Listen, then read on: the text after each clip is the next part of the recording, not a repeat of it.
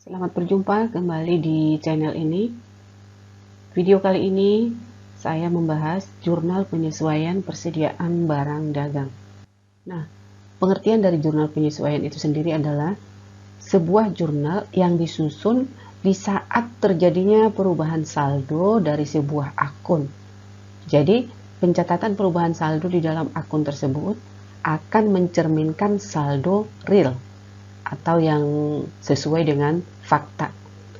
Jumlah ini adalah saldo sesungguhnya yang ada di akhir periode. Kenapa jurnal penyesuaian itu diperlukan? Nah, pentingnya jurnal penyesuaian itu alasannya adalah yang pertama, untuk mencatat transaksi yang sudah terjadi tapi belum dicatat keperkiraannya, sehingga akun-akun tersebut belum termasuk atau belum masuk ke neraca saldo. Alasan yang kedua adalah untuk mencatat transaksi yang sudah dicatat ke perkiraannya atau ke akunnya, tetapi perlu penyesuaian untuk mendapatkan jumlah yang tepat atau jumlah yang sesungguhnya. Nah, di sini kita bahas jurnal penyesuaian untuk persediaan barang dagang atau biasa disingkat dengan PBD. Jurnal penyesuaian untuk persediaan barang dagang itu menggunakan dua metode. Metode yang pertama adalah ikhtisar laba rugi. Nah, dalam metode ikhtisar laba rugi, nilai persediaan barang dagang awal tersebut, atau ini biasa ditempatkan di dalam neraca saldo ya. Jadi, nilai persediaan barang dagang yang ada di neraca saldo itu adalah persediaan awal. Di sini, nilai persediaan barang dagang awal tersebut sudah termasuk dalam harga pokok barang yang terjual.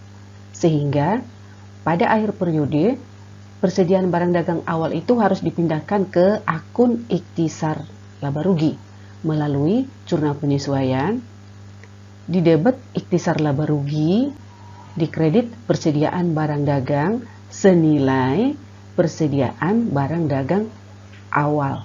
Nah, jadi di sini ikhtisar laba rugi didebet berarti menambah harga pokok barang yang dijual. Persediaan barang dagang dikredit berarti nilai persediaan barang dagang awal itu nanti sudah habis atau nol. Sedangkan persediaan barang dagang akhir atau ini sering disebut dengan menurut perhitungan secara fisik atau stock of name belum termasuk dalam harga barang yang sudah terjual. Kenapa? Karena barangnya masih ada. Jadi itu harus dikeluarkan dari harga pokok barang yang terjual. Sehingga harus dipindahkan ke sisi debit dengan akun persediaan barang dagang dan mengkredit akun ikhtisar laba rugi. Maka jurnal penyesuaiannya akan menjadi seperti ini ya. Persediaan barang dagang di debit, ikhtisar laba rugi di sisi kredit senilai persediaan barang dagang akhir. Jadi di sini persediaan barang dagang di debit, ikhtisar laba rugi di kredit ini mengurangi harga pokok barang yang telah terjual karena barangnya masih ada. Nah, contohnya mari kita lihat. Nah, di sini neraca saldo untuk UD Makmur, tapi kita masukkan ke dalam kertas kerja. Nah, di sini contohnya data penyesuaian UD Makmur 31 Desember 2021 bahwa persediaan barang dagang 15.000, ini 15 juta tapi setara dengan 15.000 supaya memungkinkan untuk memasukkan di dalam kolom ini. Nah, yang diminta di sini adalah jurnal penyesuaian metode ikhtisar laba rugi. Nah, kalau untuk jurnal penyesuaian persediaan barang dagang awal, konsepnya sudah ya, yang didebet adalah ikhtisar laba rugi. Nah, seperti ini ya. Ikhtisar laba rugi didebet persediaan barang dagang di sisi kredit senilai persediaan barang dagang awal. Maka kita masukkan ya, persediaan barang dagang awal di sini nilainya adalah 30.500. Maka di sini kita debit ikhtisar laba rugi senilai persediaan barang dagang awal 30.500, kemudian dikredit persediaan barang dagang 30.500. Kemudian untuk persediaan barang dagang akhir, nah jurnal penyesuaian seperti ini dengan mendebet persediaan barang dagang senilai nilai persediaan barang dagang akhir tersebut. Nah di sini tadi nilai persediaannya kan 15.000, maka kita masukkan ke dalam jurnal penyesuaian persediaan barang dagang didebet 15.000, ikhtisar laba rugi dikredit 15.000 ya, senilai persediaan barang dagang akhir. Nah, sekarang mari kita masukkan jurnal penyesuaian yang telah kita susun ini ke dalam kolom kertas kerja. Yang pertama adalah untuk persediaan barang dagang awal, ikhtisar laba rugi didebet 30.500. Nah, akun ikhtisar laba rugi di neraca saldo belum ada. Akun tersebut adalah merupakan akun baru yang muncul di jurnal penyesuaian. Jadi kita masukkan kemudian akunnya ikhtisar laba rugi, lalu di sisi debit 30.500, kemudian di kredit persediaan barang dagang, di sisi kredit sini 30.500. Lalu untuk persediaan barang dagang akhir, persediaannya di debit 15.000, masukkan di sini di debit 15.000, kemudian ikhtisar laba rugi di kredit 15.000, ikhtisar laba rugi di sisi kredit 15.000. Nah setelah masuk ke kolom penyesuaian, nah kita jumlahkan atau dikurangkan ya, kalau posisinya berlawanan. Yang masuk ke neraca saldo disesuaikan adalah hasil penjumlahan atau pengurangan dari neraca saldo dengan jurnal penyesuaian. Nah di sini di neraca saldo persediaannya 30.500, di kredit 30.500. Berarti nilai persediaan barang dagang awal ini sudah habis atau nol. Yang ada adalah nilai persediaan barang dagang akhir yang 15.000 ini. Kita pindahkan ke kolom sisi debit, neraca saldo disesuaikan. Kemudian akun ikhtisar laba rugi kita pindahkan yang di debit ke kolom debit, neraca saldo disesuaikan. Yang kredit di kredit. Kemudian kreditnya 15.000. Sudah kita masukkan. Nah, semoga bisa dipahami ya untuk persediaan barang dagang, jurnal penyesuaian persediaan barang dagang. Metode yang kedua adalah metode harga pokok penjualan atau HPP. Nah, kita harus tahu dulu apa itu HPP.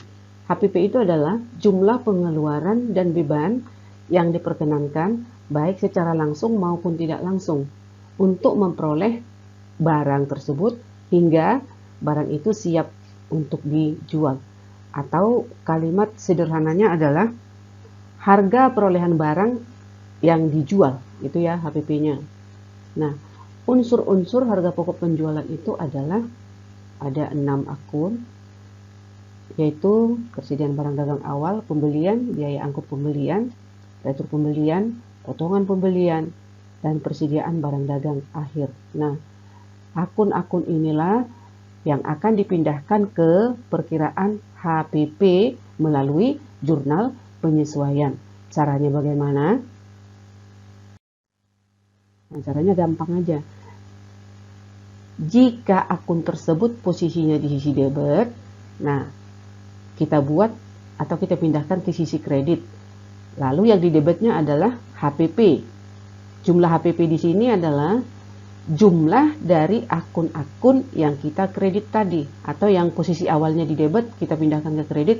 Nah jumlahnya itulah yang menjadi jumlah untuk HPP di sini. Kemudian jika posisinya di kredit di sini kita pindahkan ke sisi debit ini ya. Lalu HPP-nya di sisi kredit. Jadi intinya jika HPP-nya di debit berarti menambah harga pokok. Jika HPP-nya di kredit mengurangi harga pokok. Harga pokok penjualan maksudnya ya. Nah, sekarang kita lihat contohnya. Nah, di sini contohnya data penyesuaian UD Makmur 31 Desember 2021, persediaan barang dagangnya 15.000. Kemudian diminta di sini buatlah jurnal penyesuaian dengan metode HPP. Nah, ini neraca saldonya ya, neraca saldo UD Makmur. Nah, untuk menyusun jurnal penyesuaian tersebut, konsepnya kan tadi sudah ada. Jika posisinya di debit, kita pindahkan ke kredit. Jika posisinya di kredit, kita pindahkan ke debit. Nah, seperti ini tadi ya. Posisinya di debit, kita pindahkan ke kredit. Posisi yang di debit apa di sini? Yang terdiri atas 6 komponen tadi ya. Mulai dari persediaan barang dagang awal di sini. Persediaan barang dagang awal 30.500. Maka kita pindahkan ke kredit di sini. Persediaan barang dagang awal 30.500. Lalu apalagi yang di sisi debit? Pembelian 30.000, pindahkan ke sisi kredit pembelian 30.000. Lalu beban angkut pembelian 1.500, pindahkan di sini beban angkut 1.500. Lalu yang di debit adalah HPP. HPP-nya berapa jumlahnya? Jumlah dari ketiga akun ini. Jumlahnya adalah 62.000. Jadi di sini 62.000. Kemudian yang posisinya di sisi kredit kita debit. Yang di sisi kredit adalah persediaan barang dagang, ini ya, persediaan barang dagang akhir ini belum masuk di kolom neraca saldo, karena ini kan setelah dilakukan perhitungan baru diketahui nilainya berapa, jadi belum masuk di neraca saldo. Nah, jadi ini kita debit karena barangnya masih ada. Persediaan barang dagang ini nilai persediaan barang dagang akhir tentunya ya 15.000. Kemudian retur pembelian ya di sini ya, retur pembelian di sisi kredit. Kita debit retur pembelian nilainya 1.000. Kemudian potongan pembelian di sisi kredit 500, masukkan di sini di sisi debit 500. Sehingga HPP-nya kita kredit sejumlah dari ketiga akun yang kita sudah debit ini. Ini jumlahnya adalah 16.500. Baru kita masukkan di sini 16.500. Kita masukkan jurnal penyesuaiannya ke dalam kertas kerja. Nah, di sini yang pertama adalah HPP 62.000 di sisi debit. Akun HPP adalah merupakan akun baru ya, karena dia muncul di jurnal penyesuaian. Berarti dalam neraca saldonya belum ada. Nah, kita buka dulu akun HPP di debit di kolom jurnal penyesuaian 62.000. Kemudian persediaan barang dagang di kredit 30.500 di sisi kredit. Kemudian pembelian di kredit 30.000, pembelian di kredit. Beban angkut pembelian 1.500 di sisi kredit. Kemudian persediaan barang dagang di debit 15.000. Retur pembelian di debit 1.000. Masukkan di koleksi debit. Kemudian potongan pembelian 500 di debit 500. Kemudian HPP di sisi kredit 16.500. Sekarang kita pindahkan ke kolom neraca saldo disesuaikan. Yang persediaan barang dagang yang debit di neraca saldo, kemudian di jurnal penyesuaian di sisi kredit dengan jumlah yang sama, berarti habis. Maka saldo di neraca saldo disesuaikan adalah 15.000. Oke, kemudian di sini pembelian habis ya, debit dengan kredit 0. Retur pembelian juga sudah 0. Potongan pembelian 0, habis, posisinya berlawanan, harus dikurangkan. Beban angkut pembelian juga sudah 0. Kemudian harga pokok penjualan di sisi debit 62.000, di sisi kredit 16.500. Nah, ini harus diselisihkan. Cari selisihnya. 62.000 di debit, 16.000 di kredit, berarti saldo debitnya 45.500. Nah, berbeda dengan metode ikhtisar laba rugi. Kalau di metode ikhtisar laba rugi, Sisi debit dan kreditnya nggak perlu dicari selisih, tapi dipindahkan sesuai dengan jumlah masing-masing. Oke, sampai di sini pembahasan kita. Sekian dan terima kasih.